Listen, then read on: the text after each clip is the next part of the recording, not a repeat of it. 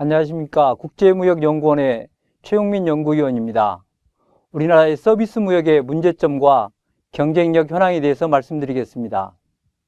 우리나라의 서비스 무역은 1980년 이후 2009년까지 두 자릿수의 비교적 건실한 성장세를 유지했습니다.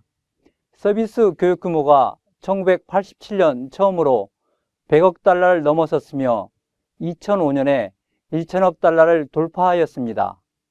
지난 30년간 서비스 무역의 연평균 증가율은 11.4%로 같은 기간 상품 교역인 10.3%보다 약간 높은 편입니다. 우리나라의 서비스 무역은 80년대의 태동기, 90년대의 적자 전환기, 2000년대의 적자 확대기 등의 과정을 거치면서 변화하였습니다. 연평균 증가율이 다소 둔화되었지만 적자 규모는 더욱 커지는 특징을 보이고 있는데 1990년 이후 그 누계액이 1,400억 달러에 달합니다. 서비스 수입은 연간 9.5%씩 증가한 반면 수출은 7.5%에 그쳐 적자 규모가 더욱 늘어난 결과라고 할 수 있습니다.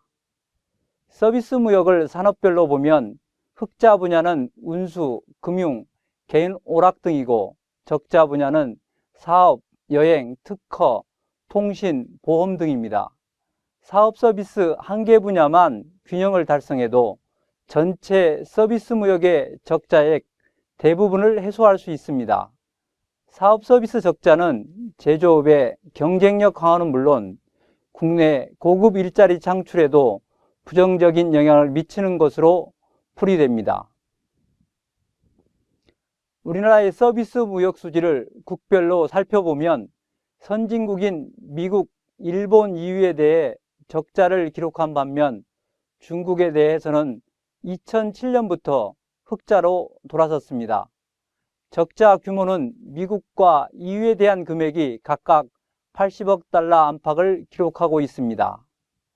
한국의 서비스 수출 순위는 2000년 세계 12위에서 2009년 19위로 하락하면서 세계시장 점유율을 2.0%에서 1.7%로 낮아졌습니다.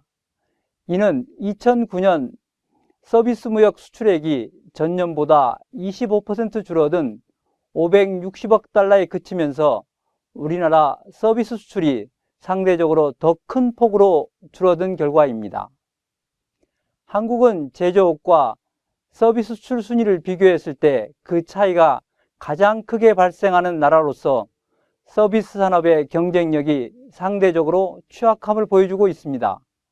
2009년에 제조업은 사상 처음으로 9위를 기록한 반면 서비스 수출액은 19위를 기록하여 상대적으로 제조업 편중이 심한 편입니다.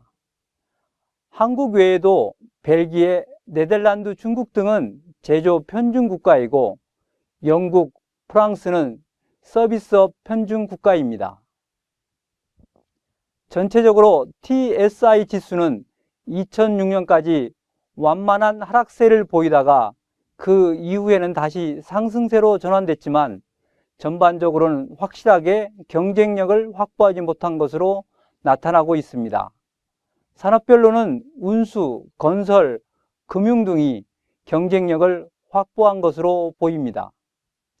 한국의 서비스 산업 고용 비중은 OECD 회원국 중 23위에 랭크될 정도로 절대 수준이 낮은 편입니다. 2008년 현재 한국은 66.7%로 OECD 평균인 70.5%에도 미치지 못합니다. 결론적으로 운수와 금융을 제외한 대부분의 서비스 산업의 경쟁력이 약한 것으로 나타나 일자리 창출에 제 역할을 못하고 있습니다. 또한 세계시장에서 우리나라의 제조업 수출 순위는 상승세이나 서비스 무역의 위상은 하락하고 있습니다. 그럼에도 불구하고 한류 확산, 우수한 인적자원, 중국과 러시아 등 대규모 인접시장의 존재 등으로 기회를 막고 있다고 할 수 있습니다. 이에 따라서 제조업에 준하는 지원책을 바탕으로 경쟁력 향상을 도모할 필요가 있습니다.